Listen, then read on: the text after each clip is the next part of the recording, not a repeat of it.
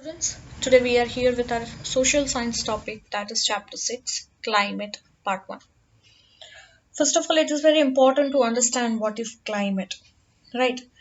Usually students get confused between climate and weather, right?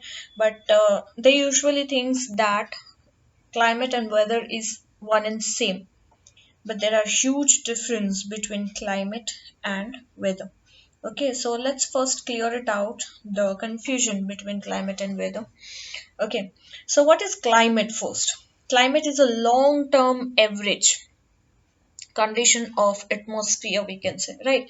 यानी जब हम एक long term condition बात करें atmosphere की, again, or I can say climate is a long term average of weather. यानी कि अगर मैं बोलूं लॉन्ग टर्म की बात करें तो क्लाइमेट क्या है, वेदर कैसे होता है, जैसे आज का वेदर कैसा है, राइट? एक दिन का वेदर आपको जानना है तो हम उसे वेदर कहेंगे, राइट? कि एक दिन क्या, आज का एटमॉस्फेयर कैसा है, भाई today is a very sunny day और today is very rainy day, या आज बहुत ठंड थी, so that is we called weather. But when we talk about a climate, climate includes weather, right? Again, climate includes weather, यानी climate में weather included होता है. Okay, but weather does not include climate. Weather में climate include नहीं होता, क्योंकि climate long term research करता है वेदर का.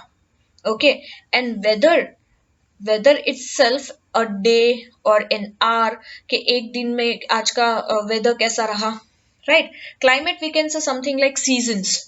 अभी कौन सा क्लाइमेट चल रहा है, तो that right now it's a winter, right? अभी ठंड चल रही है, so that is we called climate. Fine, but एक दिन में भाई सीजन तो विंटर है, but even the today is a sunny day, तो that is we called weather. So hope you understand the difference between climate and weather. In this chapter we'll study all about the climate. Usually climate change कैसे होता है, which we call seasonal changes. हम कहते हैं कि India में 3 most important season है, right? Usually 6, but let's हम 3 जानते हैं usually, right? Summer, winter, monsoon. तो ये seasons में, sorry, summer, monsoon and winter, ये seasons कैसे change होती हैं.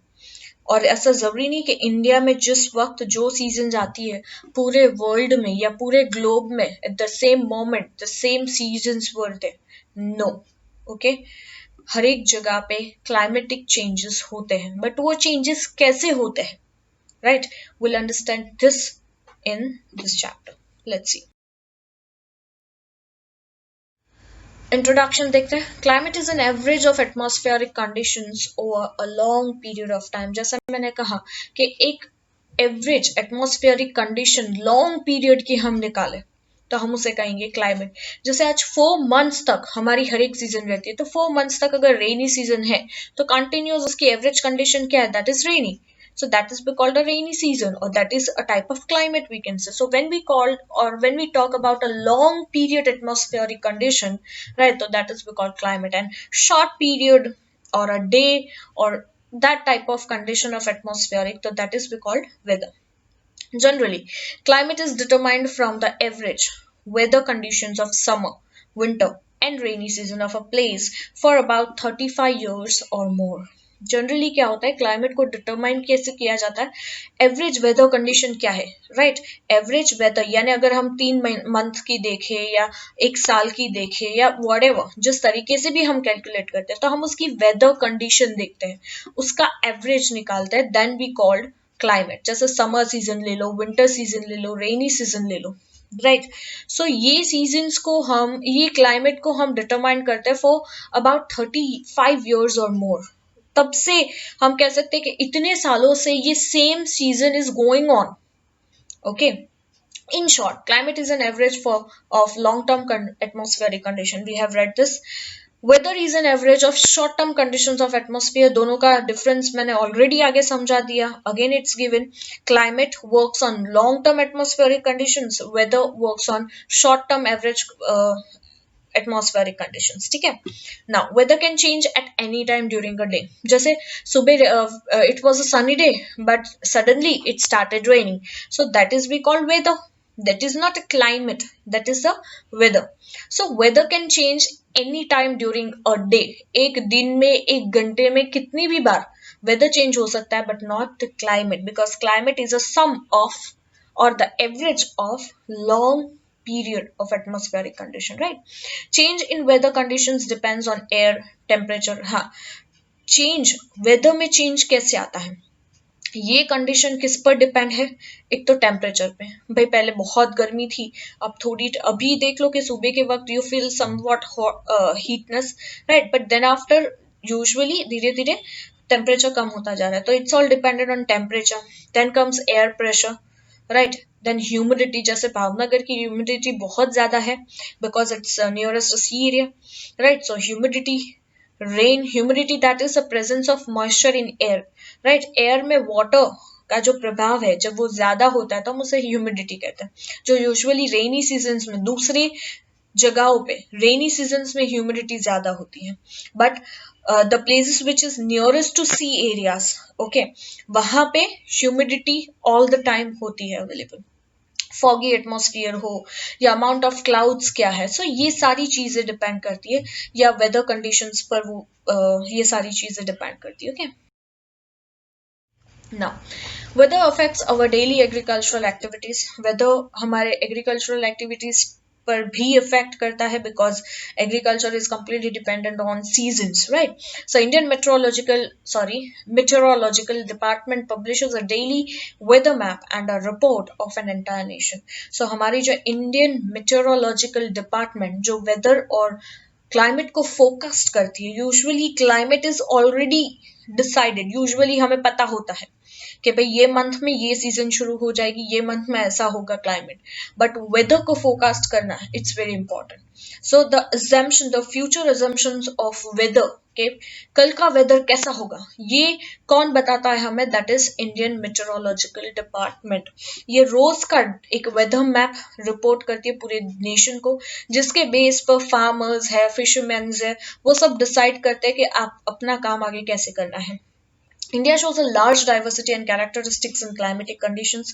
जैसा हमारा इंडिया है, according to people, according to religion, it's also have a large diversity, a huge differences or huge varieties and characteristics of climatic conditions, right?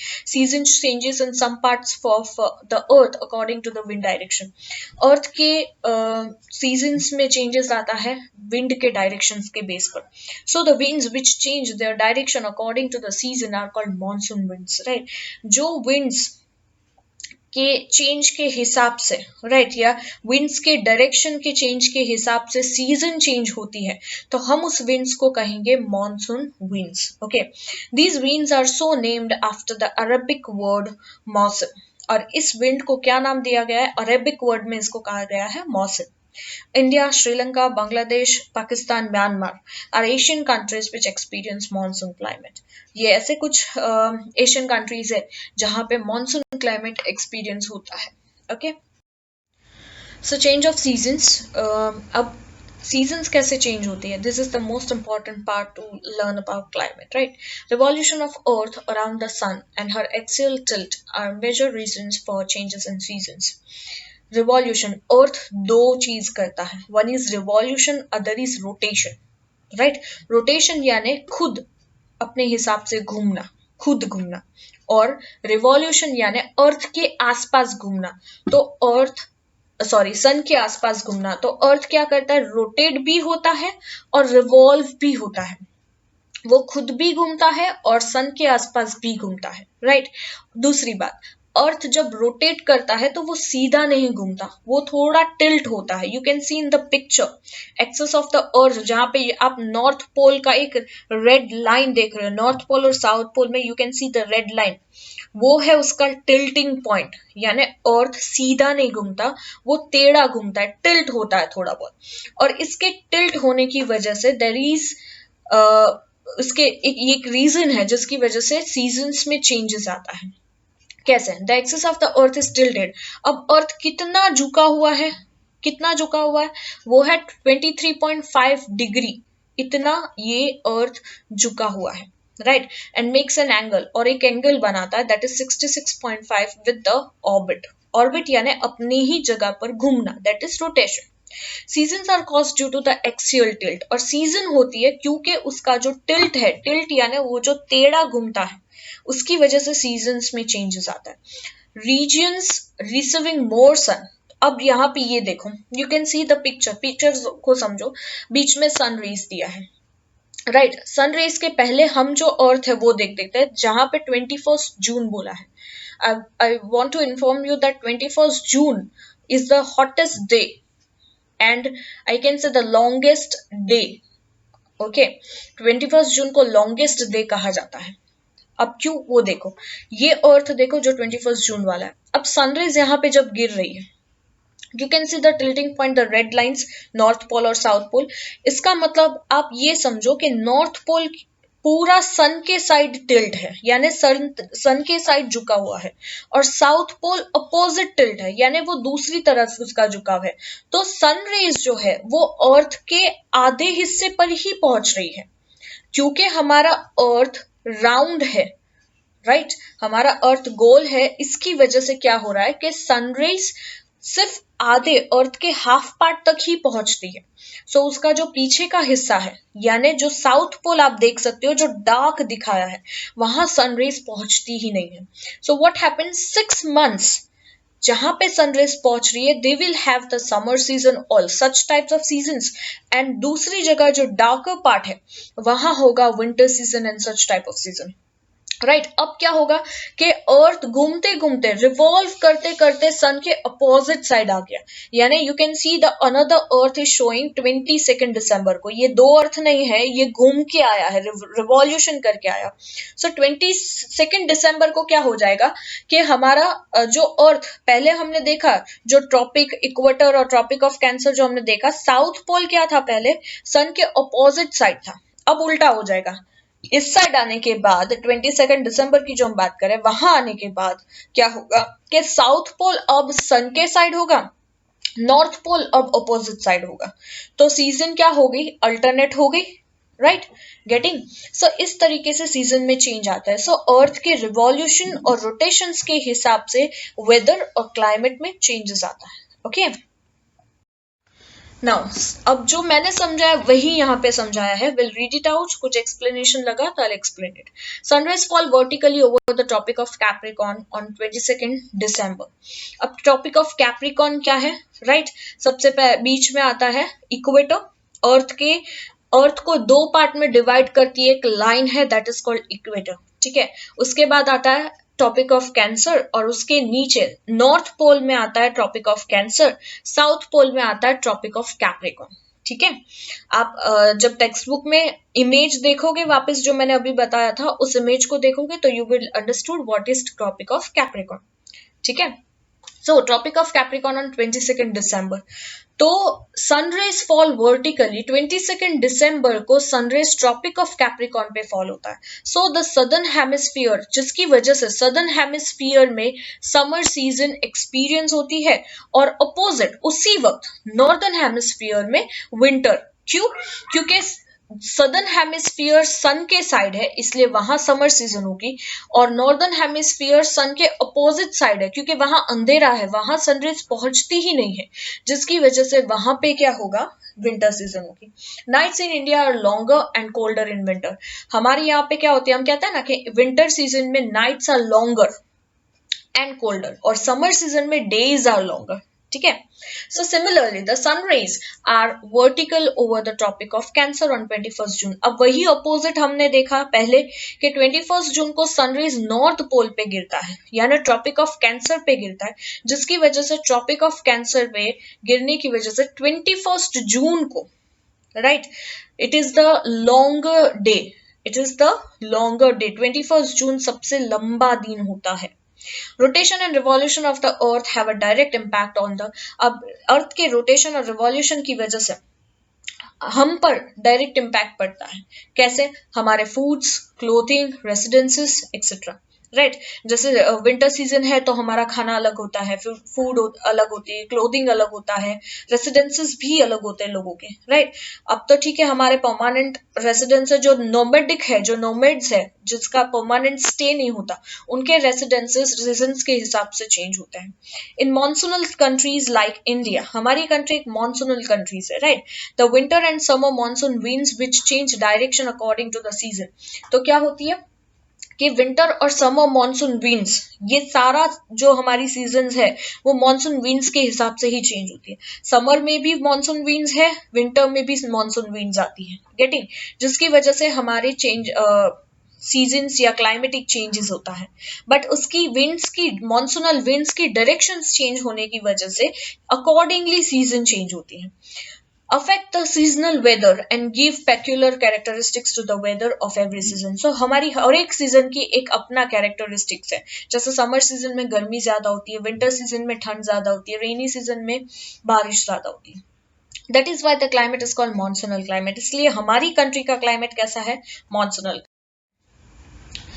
There are many variations in climate of India, हमारे countries में बहुत सारे variations हैं। अब हम पढ़ रहे हैं variations in climate of India. हमारे क्लाइमेट ऑफ इंडिया में क्या क्या वेराइटीज है, क्या क्या चेंजेस आते रहते हैं। South India has a peninsular shape. अब देखो, अब ये बहुत जरूरी है जानना कि हमारा इंडियन मैप जिस तरीके से है, इंडियन मैप के आसपास का जो प्लेसेस, ज्योग्राफिकल रीजन्स जिस तरीके से होगा, उसका इम्पैक्ट किस पर होगा, उस जगह पे होगा। जैसे south India has a peninsular shape. Peninsular shape यानी land which is covered by 3 side of water, right. So south India 3 side से कवर्ड है। एक है bay of Bengal, Arabian sea, और नीचे इंडियन ओशन, गेटिंग। तो ये तीनों साइड वाटर से कवर्ड है, इसे कहते हैं peninsular shape. Hence it experience moderate maritime climate. तो जहां पे जो भी places nearest to water area होगी, सी एरिया होगी, वहां पे ऑलवेज मैरीटाइम क्लाइमेट होगा, यानी वहां गर्मी भी ज्यादा नहीं होगी, वहां ठंडी भी ज्यादा नहीं होगी, हाँ बट बारिश ज्यादा होगी। क्यों? क्योंकि वहां ह्यूमिडिटी ज्यादा होती है, ओके। वहां के एयर में मॉइस्चर ज्यादा होता है, इसलिए सबसे ज्यादा बारिश साउथ इंडिया में हम देखते हैं, वहीं से शुरुआत होती है बारिश की, ठीक है। So while the climate becomes more continental while going away from the sea shore. तो आप उस सी शोर से, यानी वाटर एरियाज के जगहों से जैसे जैसे दूर जाते जाओगे, वैसे वैसे क्या होगा, क्लाइमेट कॉन्टिनेंटल हो जाएगा। कॉन्टिनेंटल यानी वहां पे गर्मी बढ़ती जाएगी, ठंडी ज्यादा होगी, बारिश कम हो सकती है या मॉडरेट हो सकती है, राइट, बट गर्मी सबसे ज्यादा होगी। जैसे अहमदाबाद सिटी ले लो, अहमदाबाद सबसे अलग है, दूर है, राइट, वो सी एरियाज के कहीं से भी नजदीक नहीं है, जिसकी वजह से उसका क्लाइमेट कॉन्टिनेंटल है, जहां गर्मी ज्यादा होती है। Bhavnagar is nearest to sea area, इसलिए हमारे यहाँ का क्लाइमेट कैसा है, मैरीटाइम क्लाइमेट। यहाँ ज्यादा गर्मी नहीं होती, लगती हमें ज्यादा, ये ठंड भी नहीं लगती, पर बारिश अच्छी गिरती है, राइट। बट बहुत बार क्या होता है कि सी एरियाज के आसपास होने के बावजूद विंड डायरेक्शन कौन सी है, उस पर उस जगह का क्लाइमेट डिपेंड करता है, okay. A large part of north India is away from the sea. अगर हम देखें कि साउथ इंडिया वो कंप्लीटली कवर्ड विद सी है, राइट, बट नॉर्थ इंडिया बहुत दूर है, उसके आसपास कहीं पे भी सी एरियाज नहीं है, जिसकी वजह से वहां का क्लाइमेट कैसा होता है, कॉन्टिनेंटल क्लाइमेट है। वहां गर्मी भी बहुत ज्यादा पड़ेगी, ठंड भी बहुत ज्यादा होगी, और बारिश भी होगी अच्छी खासी, वीकेंड से, ओके। दूसरा क्या है, अब क्या है, एक साइड नॉर्थ के साइड अगर हम नॉर्थ ईस्ट देखें तो नॉर्थ ईस्ट में हमारा हिमालय है, राइट, जहां बर्फ गिरती है, ये सब है, तो उसका इफेक्ट भी वहां के आसपास के स्टेट्स पे होगा। जैसे दिल्ली को देख लो, दिल्ली में अभी बहुत ठंडी होती है, -डिग्री में चली जाती है, गेटिंग। तो ये हालत होती है कि वहां के आसपास के एरियाज में क्या है, उसका उसके हिसाब से आपका क्लाइमेट डिफर करेगा। The Tropic of Cancer passes almost through middle of India. India के ठीक बीच में से, अगर आपने मैप देखा है और बीच में एक लाइन हमेशा इंडियन मैप में होती है, तो वो जो लाइन है वो ट्रॉपिक ऑफ कैंसर की लाइन है। तो मैं बता दूं कि हमारा इंडिया अर्थ में कहाँ है, कौन से हेमिस्फीयर में है। अर्थ के 2 हेमिस्फीयर होते हैं, नॉर्थ हेमिस्फीयर, सदर्न हेमिस्फीयर। हमारा इंडिया नॉर्दर्न हेमिस्फीयर में है, ठीक है।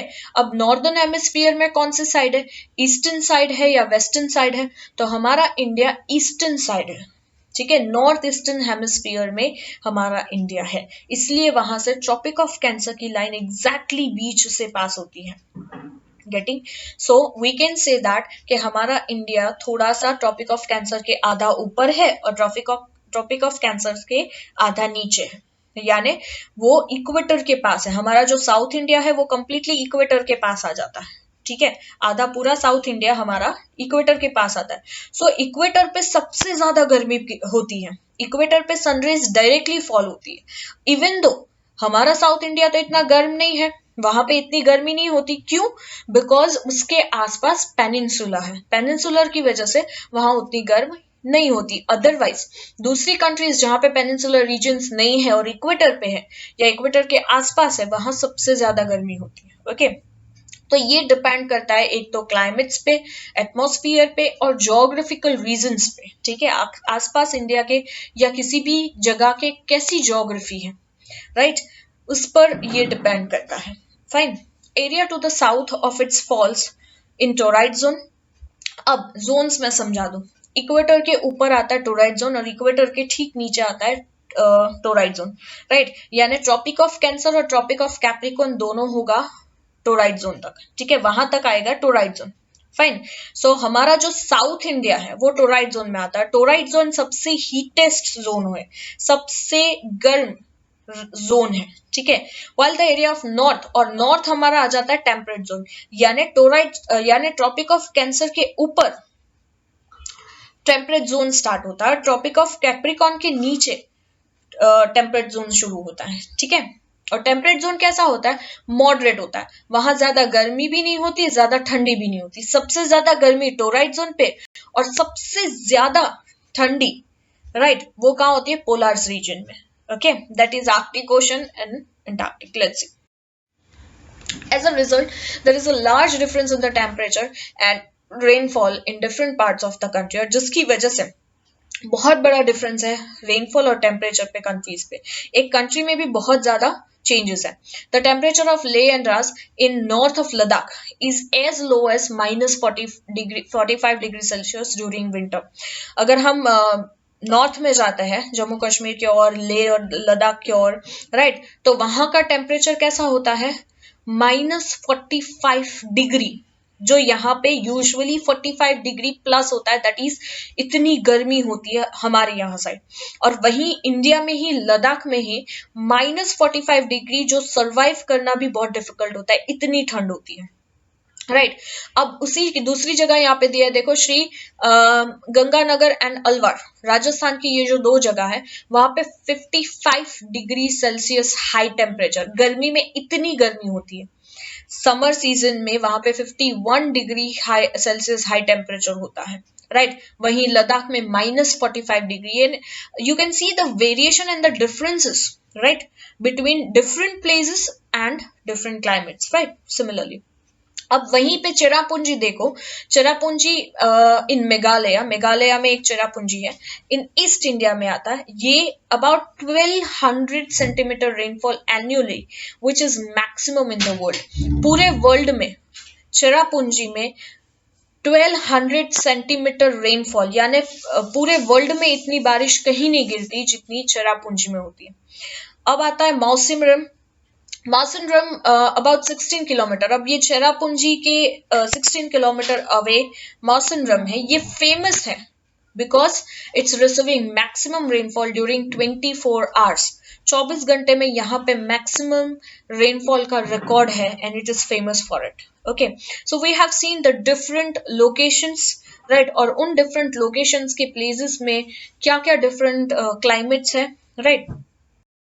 Now comes in the west. अब अगर हम वेस्ट जाते तो we have Rajasthan, that is a desertary region, right, जहां पे हम रेनफॉल देखो तो सिर्फ 10 से 12 सेंटीमीटर गिरता है। वहीं चेरापूंजी में क्या देखा हमने कि 1200 सेंटीमीटर हो रहा है। Now, contradicting climate conditions are seen in our country when one region has devastating floods, the other faces drought due to intense heat and scanty or absence of rainfall.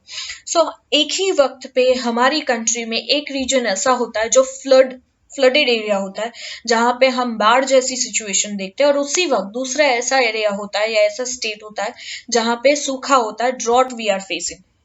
Getting? So this both situations, this both circumstances we are facing in the same time but at a different places in a one country, right? So some regions face devastating effects. कोई ऐसी region है जहाँ पे thunderstorm गिर रहे हैं, और कोई एक ऐसा region है जहाँ sandstorms है, जहाँ इतनी गर्मी है, ट्रॉपिकल साइक्लोन जैसी सी, यानी एक ही वक्त पे अलग अलग जगहों पे we face numbers of variations in climate and seasonal changes, right? So the seasonal weather has diversified effects.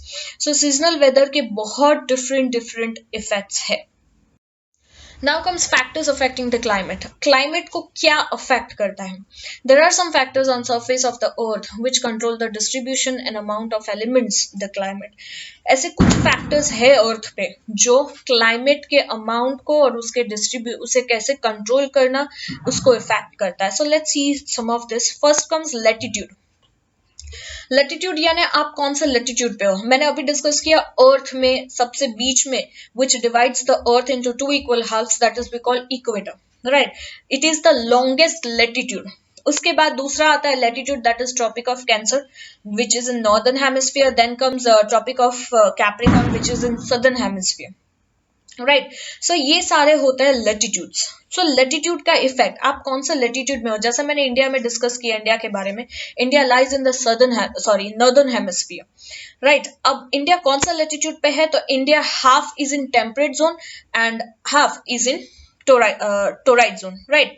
So temperate zone यानी ट्रॉपिक ऑफ कैंसर के ऊपर का जो पार्ट है वो टेम्परेट जोन है, यानी वहां पे मॉडरेट क्लाइमेट होगा, ज्यादा गर्मी नहीं, ज्यादा हीट नहीं, ज्यादा रेन नहीं. और उसके नीचे टोराइड जोन के पास यानी हमारा जो इक्वेटर के आसपास का जो क्लाइमेट है वहां ज्यादा गर्मी होगी. बट बिकॉज हमारा south India is nearest to peninsulars, वहां पे ऐसा नहीं है. So that all depends. So climatic conditions completely depends on the latitude के आप कौन सा लेटीट्यूड में लाई करते हो. Climatic type of on the surface of the earth changes according to the latitude of the place concerned, right. तो आप कौन सा latitude पे हो उसके बेस पर आपका जोन कंसर्न होगा, और उसके बेस पर दूसरा आसपास का रीजन क्या है उसके हिसाब से क्लाइमेट सेट होगा. There is a distance of about 111 kilometers between two successive latitude. हर एक latitude के बीच का गैप डिस्टेंस कितना होता है, 111 किलोमीटर्स. यानी इक्वेटर से टोराइड जोन इक्वेटर से ट्रॉपिक ऑफ कैंसर का डिस्टेंस कितना है, दैट इज 111 किलोमीटर्स. इसके अलावा और ऐसे छोटे छोटे लैटिट्यूड्स होते हैं, राइट, जिसके बीच का डिस्टेंस इतना होता है. फाइन. अब sun rays fall vertically over equatorial region. अब सनरेज हमेशा स्ट्रेट अवे फॉल करता है वर्टिकली ओवर इक्वेटोरियल रीजन, यानी equatorial region is one of the hot through out the year. यानी इक्वेटर के आसपास या इक्वेटर के ऊपर जितने भी प्लेसेस लाई करते हैं वो सारे through out the year hottest place होंगे, ठीक है. और इंडिया क्या है, इंडिया टू जोन्स में डिवाइड है. One is toroid zone and other is temperate zone, जो मैंने ऑलरेडी डिस्कस कर दिया, वहां का टेम्परेचर भी मैंने बता दिया. Now next point is distance from the sea. जैसे मैंने बताया कि साउथ इंडिया क्या है, south India is a peninsular region which is covered by three side of water, right. अब थ्री साइड ऑफ वाटर से कवर्ड होने की वजह से as it is lying on the torrid zone, फिर भी ये हॉटेस्ट रीजन नहीं है. क्यों? क्योंकि सी एरियाज उस पर इफेक्ट कर रहा है. तो आप कितने आपका प्लेस कितना सी एरियाज के नजदीक है और कितना दूर है उसके बेस पर आपका क्लाइमेट अफेक्ट करेगा. The distance of landmass from sea is another important factor affecting the climate.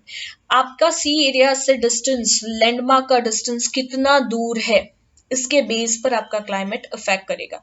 Water and land have different capacity to observe and release the solar heat, right. Water और land दोनों की अपनी अपनी capacity होती है कि कैसे वो एब्जॉर्ब करती है सोलर हीट को और कैसे वो रिलीज करती है, राइट. लाइक वाटर क्या करती है, water takes a lot time to absorb it and to release it, but land जल्दी गर्म भी हो जाती है और जल्दी ठंड भी हो जाती है, राइट. इसलिए राजस्थान में आप देखोगे कि डे टाइम पे बहुत जल्दी लैंड गर्म हो जाती है और नाइट टाइम पे you feel cold also. Fine.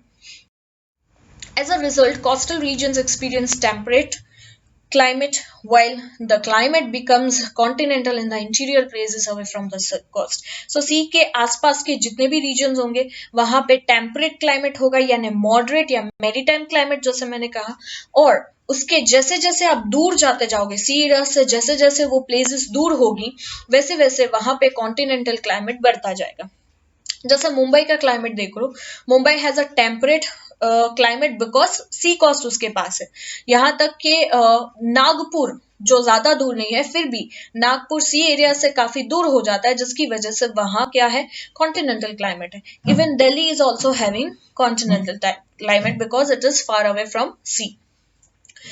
This now let's see the third region, that is altitude from the sea level. यानी सी लेवल से कितना हायर आप जाते हो उसके बेस पर डिपेंड करेगा आपका climate. As we go higher in the atmosphere, जैसे जैसे हम एटमोस्फियर में ऊपर जाते जाएंगे यानी सी से काफी ऊपर जाते जाएंगे, वैसे air pressure and temperature decreases. वैसे वैसे एयर प्रेशर और टेम्परेचर दोनों कम होता जाएगा. जैसे अगर हम कोई माउंटेन्स चढ़ रहे हैं तो माउंटेन्स में आप देखोगे जब आप नीचे होंगे तो बहुत गर्मी होगी, बट जैसे जैसे आप ऊपर जाओगे यू फील द कूलनेस. क्यों? क्योंकि टेम्परेचर डिक्रीज हो जाता है, एयर टेम्परेचर भी डिक्रीज होगा. While higher reliefs gets more rain, और ऊपर जितना ज्यादा जाओगे वहां बारिश भी ज्यादा होगी. Getting due to the high altitude. अगर हाई एल्टीट्यूड है जैसे हिमालयन देखो, Himalayan peaks remain snow covered throughout the year, क्योंकि ये बहुत ऊंचाई पर है, उसका एल्टीट्यूड काफी ज्यादा है, जिसकी वजह से ये पूरे साल स्नो कवर्ड होता है. Moist air cools down when it rises and gives rain, और जब ये मॉइस्ट एयर उसे क्या करती है, कूल डाउन कर देती है, राइट, व्हेन इट राइजेस, और उसकी वजह से बारिश आती है. With increasing altitude of the mountains in Meghalaya the rainfall increases. अगर आप मेघालय में जाओगे वहां पे जितना जितना आप ऊपर जाओगे वहां रेनफॉल ज्यादा होगी. In general, air temperature decrease at 1 degree Celsius for the ascent of 165 meters. अगर जनरली हम देखें तो आप 165 मीटर्स ऊपर जाते जाओगे उतना 1 डिग्री सेल्सियस टेम्परेचर डिक्रीज होता जाएगा, राइट, और 6.5 degree Celsius we can say. ठीक है, for an ascent for every 1000 metres from the surface of the earth. Okay, so 1000 metres अगर आप गिनते हो, अगर आप अर्थ के सरफेस से 1000 मीटर के ऊपर तक एल्टीट्यूड में जाते हो तो उस हिसाब से आपका टेम्परेचर डिक्रीज होता जाएगा. Okay, so this is what about today. I hope you understood it well. आगे और भी बहुत सारे फैक्टर्स अफेक्टिंग है which affect the climates. Will see in the next part, next lecture. अब till bye bye, take care all of you.